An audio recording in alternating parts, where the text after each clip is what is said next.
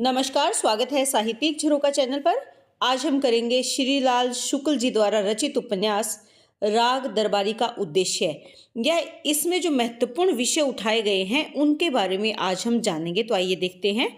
देखिए, इस उपन्यास के जो कुछ महत्वपूर्ण प्रश्न थे वो मैं पहले करवा चुकी हूँ। इस उपन्यास के प्रमुख पात्र कौन से हैं, इस उपन्यास का कथानक क्या है, उनका लिंक यहाँ वीडियो के डिस्क्रिप्शन बॉक्स में डाल दूंगी।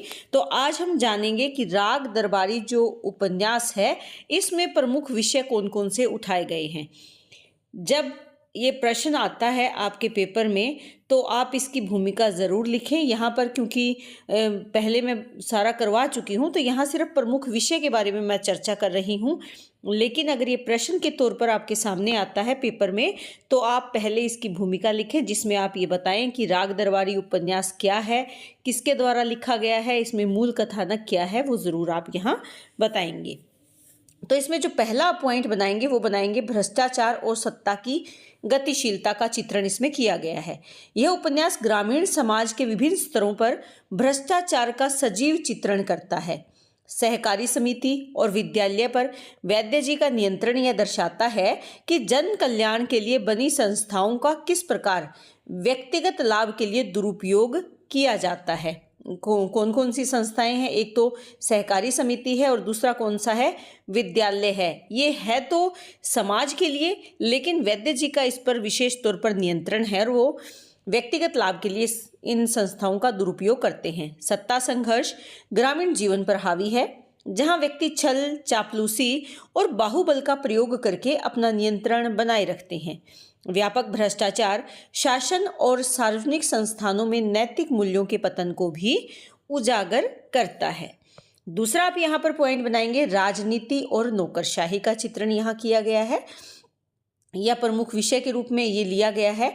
यह कहानी, यह उपन्यास की जो कहानी है, यह स्थानीय राजनीति की पेचीदगियों की गहराइयों में उतरती है और दिखाती है कि वैद्य जी जैसे नेता किस तरह नौकरशाही व्यवस्थाओं का अपने फायदे के लिए दुरुपयोग करते हैं। चुनाव, सहकारी प्रबंधन और स्कूल प्रशासन जनता की सेवा करने के बजाय राजनीतिक दांव-पेच का अखाड़ा बन जाते हैं। यह विषय स्वतंत्रता के बाद के भारत में राजनीतिक भ्रष्टाचार के व्यापक मुद्दे को दर्शाता है, यानी राजनीति किस प्रकार से प्रभावी दिखाई देती है वो यहाँ देखने को मिलता है। शिक्षा शक्ति का एक साधन है। यह उपन्यास शिक्षा व्यवस्था की आलोचना करता है और इसे ज्ञान के साधन की बजाय किसका साधन मानता है, सत्ता संघर्ष का मैदान बताता है।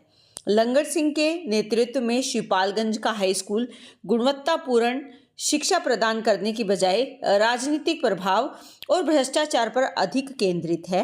रंगनाथ की शिक्षा व्यवस्था से मोह भंग होना और सामाजिक परिवर्तन लाने में शिक्षा की विफलता को ये उजागर करता है। यानी जो शिक्षा है यहाँ पर ये ज्ञान का साधन नहीं है, बल्कि ये शक्ति का साधन इस उपन्यास में चित्रित किया गया है। आगे क्या है, आदर्शवाद बनाम वास्तविकता। आदर्श दिखाया जाता है लेकिन उसकी सच्चाई क्या है वो भी यहाँ उजागर की गई है। जो शिवपालगंज है वहाँ रंगनाथ की यात्रा आदर्शवाद और वास्तविकता के बीच टकराव पर एक टिप्पणी है। गांव के विकास में योगदान देने का उनका प्रारंभिक उत्साह व्यापक भ्रष्टाचार और उदासीनता के कारण चकनाचूर हो जाता है। यह विषय एक अत्यंत त्रुटिपूर्ण व्यवस्था में व्यक्तिगत प्रयासों की निरर्थकता और अंततः आदेशों के साथ होने वाले समझौतों को उजागर करता है। तो यहाँ पर ये दिखाया गया है कि किस प्रकार जो समाज की वास्तविकता है वो वैसी नहीं जो हमें दिखाई देती है। यहाँ क्या है, आदर्शों के साथ समझौते को उजागर यहाँ पर किया गया है। सामाजिक पदानुक्रम और शोषण। यह उपन्यास हमें ये दिखाता है कि कैसे जो सामाजिक पदानुक्रमित व्यवस्था है या पदानुक्रमित जो समाज है उसको प्रस्तुत करने वाली ये रचना है, जहाँ शक्ति और विशेषाधिकार ही व्यक्ति की सामाजिक स्थिति निर्धारित करते हैं। यानी उसके पास शक्ति क्या है और विशेष अधिकार उसके पास कौन से हैं, उससे ये पता चलता है कि समाज में उसका मान सम्मान, उसकी स्थिति क्या है। सानीधार और गांव वासियों जैसे पात्र शोषित निम्न वर्गों का प्रतिनिधित्व करते हैं, जो अक्सर वैद्य जी जैसे नेताओं के सत्ता संघर्ष में मोहरे बन जाते हैं।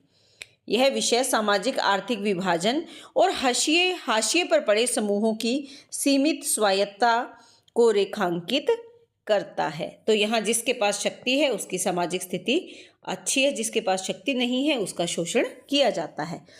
परंपरा बनाम आधुनिकता। शिवपालगंज को एक ऐसे स्थान के रूप में दिखाया गया है जहां पारंपरिक मूल्य आधुनिक आकांक्षाओं के साथ असंगत रूप से सह अस्तित्व में आते हैं। जहां एक और ग्रामीण प्रगति की आशंका रखते हैं, आकांक्षा रखते हैं, इच्छा रखते हैं, वहीं दूसरी ओर वे पुरानी परंपराओं और सत्ता संरचनाओं की गहराइयों से भी जुड़े हुए हैं। परंपरा और आधुनिकता के बीच का जो तनाव है यह एक आवर्ती विषय है जो ग्रामीण भारत में परिवर्तन की चुनौतियों को प्रतिबिंबित करता है। यानी तत्कालीन प्रभाव से जो व्यवस्थाएं हैं, चाहे वो ग्रामीण जीवन की व्यवस्था है, वो कुछ आधुनिक बनने की ओर तो चलती है, आधुनिकता की ओर तो विकास हो रहा है उसका, लेकिन अपने परंपरागत जो उसके मूल्य हैं वो उसका भी त्याग नहीं करना चाहती। सामाजिक टिप्पणी के रूप में व्यंग्य और हास्य का इस्तेमाल किया गया है। श्रीलाल शुक्ल ग्रामीण जीवन की विसंगतियों और संस्थाओं के पतन को उजागर करने के लिए व्यंग्य और हास्य का प्रयोग करते हैं। पात्रों और घटनाओं का हास्यपूर्ण चित्रण भ्रष्टाचार, भाई भतीजावाद और सामाजिक निष्क्रियता जैसे गंभीर मुद्दों की आलोचना करने का एक सशक्त माध्यम इन्होंने बनाया है। मानव स्वभाव और नैतिक पतन। यह उपन्यास मानव स्वभाव, विशेषकर स्वार्थ और नैतिक समझौते की प्रवृत्ति का अन्वेषण करता है, उसको ढूंढता है, उसको खोजता है। वैद्य जी सहित अधिकांश पात्र व्यक्तिगत लाभ से प्रेरित होते हैं, अक्सर सामूहिक कल्याण की कीमत पर। यह विषय समाज में व्यापक नैतिक पतन और भ्रष्ट वातावरण में सत्यनिष्ठा बनाए रखने की चुनौतियों को दर्शाता है। यानी ये जो पात्र हैं, जो वैद्य जी हैं या जो अन्य पात्र हैं इस उपन्यास के, वो अपने व्यक्तिगत लाभ से प्रेरित हैं। वहाँ पर सामूहिक कल्याण की भावना नहीं है, बल्कि संपूर्ण सामाजिक व्यवस्था की हानि करके वो अपने व्यक्तिगत लाभ की ओर प्रेरित दिखाई देते हैं, जो इस उपन्यास के पात्र इन्होंने लिए हैं।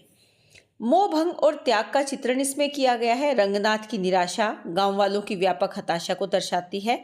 व्यवस्था को चुनौती देने या सार्थक बदलाव लाने में असमर्थता से बेबसी का भाव पैदा होता है। यह विषय भ्रष्टाचार के चक्रीय स्वरूप और गहरी जड़ें जमा चुकी सत्ता संरचनाओं से मुक्ति पाने की कठिनाई को उजागर करता है। यानी यहाँ पर मोह भंग हो जाता है, त्याग करने की बात सोचते हैं। क्यों हो जाता है मोह भंग? क्योंकि सभी जो सामाजिक लोग हैं उनके हाथ क्या लगती है? निराशा, हताशा ही हाथ आती है, जबकि जो ऊंचे दर्जे के लोग हैं या जो कुर्सी पर बैठे हुए लोग हैं वो अपना लाभ ढूंढ ही लेते हैं या अपना व्यक्तिगत जो लाभ है, व्यक्तिगत जो स्वार्थ है वो उनको अधिक प्रिय है, बजाय सामाजिक संतुलन के या समाज के अन्य लोगों की सहायता करने के। उनके जीवन का स्तर बढ़ाने की ओर वो नहीं जाते, बल्कि अपने लाभ के लिए, अपने स्वार्थ के लिए उनका शोषण करते हैं। ग्रामीण जीवन की निरर्थकता। यह उपन्यास ग्रामीण जीवन की विसंगतियों और विरोधाभासों को खूबसूरती से दर्शाता है। यहाँ छोटी छोटी बातें भी अक्सर अत्यधिक महत्व प्राप्त कर लेती हैं। अपनी प्रसंगबद्ध संरचनाओं और सजीव चरित्र चित्रण के माध्यम से राग दरबारी एक छोटे से गांव के जीवन की हास्यपूर्ण लेकिन मार्मिक वास्तविकताओं को उजागर करता हुआ प्रतीत होता है।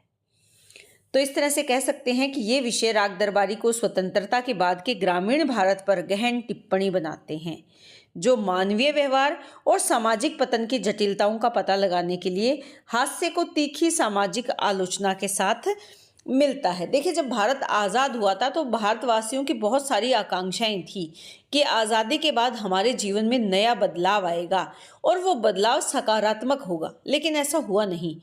कैसा हुआ वो इस उपन्यास के माध्यम से दिखाया गया है। तो उम्मीद करती हूँ कि ये उपन्यास के जो मूल विषय हैं या मूल जो उद्देश्य हैं वो आपको बहुत अच्छे से समझ में आए होंगे। तो इसी तरह चैनल से जुड़े रहें, लाइक करें, शेयर करें और सब्सक्राइब ज़रूर करें।